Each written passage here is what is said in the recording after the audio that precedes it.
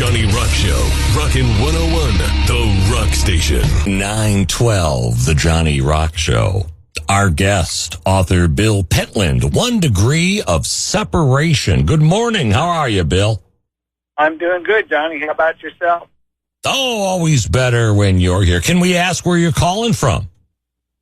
I'm about 15 minutes southeast of San Antonio.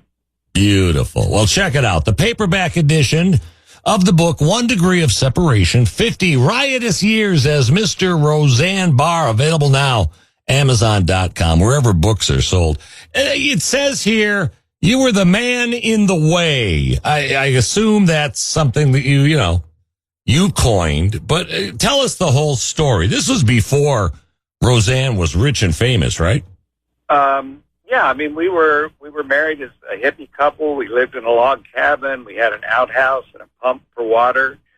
Eventually, I got on with the post office because although we both wanted to be artistic, we needed money. So I went to work for the post office, and we had 3 kids in rapid succession, like in 4 years, and that was 2 girls and a boy who were the characters for Becky and Darlene and DJ on the sitcom. And then Roseanne, once she was through raising those, getting them out of diapers, getting our 3 kids out of diapers, she suddenly had some free time on her hands. And she had always wanted to do stand-up. We were both fans of comedy. We didn't have rock and roll records. We had comedy records. And she went to the Comedy Works in Denver. They had an open mic night. That was back in probably about 1981, 82.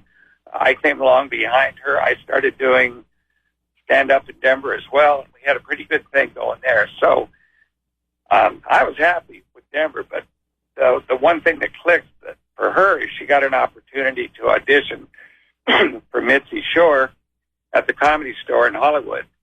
And that was kind of the start of it. What really kicked it over the edge, though, was when the talent coordinator for The Tonight Show, a great guy named Jim McCauley, put her on. You're going to go on The Tonight Show the next week. And she had like 5 days to get ready for it. So I flew out. I grabbed our car. I grabbed the kids because they had to be in school. She was doing her Carson shot on a Friday night in L.A. The kids had to be in school in Denver on Monday morning. So it was the craziest weekend I've ever lived through. It's unbelievable. I'll reintroduce you, author Bill Pentland, 1 Degree of Separation, the paperback edition, 50 Riotous Years as Mr. Roseanne Barr, available now, Amazon.com, wherever you get your books.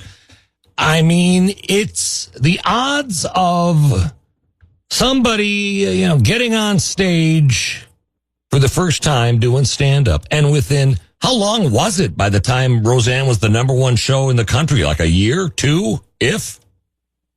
I think it kind of happened the first season. Came after the writer's strike, so it was originally created to be a mid-season replacement, but because of the writer's strike, there was no content. So ABC went ahead and put it on as a fall show for the season.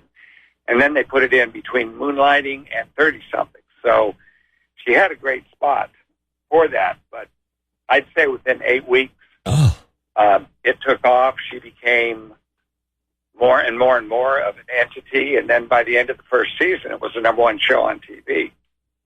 And then what happened? She said, I'm too big for my big britches and kicked you to the curb? Or, I mean, it's awful.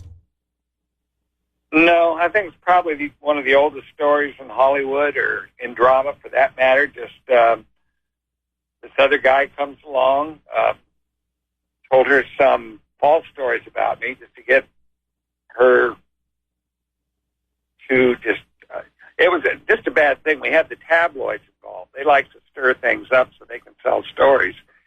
So someone would call me, a reporter, and say, hey, Roseanne's in a hotel room with Tom in New York City. And I would say, I don't believe that. I'm going to call her right afterwards. And they said, do you want to hear the tapes? And I go, what tapes? They go, well, with them being together in a hotel room. And I said, you can't tape their room. And they say, no, but we can bug the room right underneath them. All you do is take the ceiling fixture out where the light is, and you put a contact mic in the joists that hold the floor up, and you can read the voices coming from above you perfectly. So that's where the proof was, and I called Roseanne after that call and said, I just heard from the Inquirer that you're planning to divorce me. And there was like this 15 seconds of silence.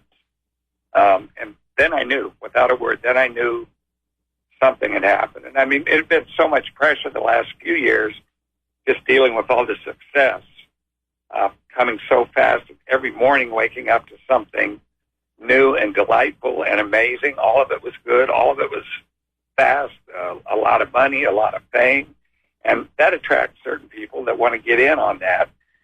And she basically took on another husband. We found out later, when Roseanne and I became friends again, as we are today, that she was told a lot of things about me that were not true, that led her to believe that I would leave her after her show became famous, and that was not the case. Wow. Hey, I posted the cover of the book on our Facebook page. It's a great photo of you and Roseanne. You're playing fun strumming that acoustic guitar, and she's smiling, reading a book. Was that taken in the log cabin?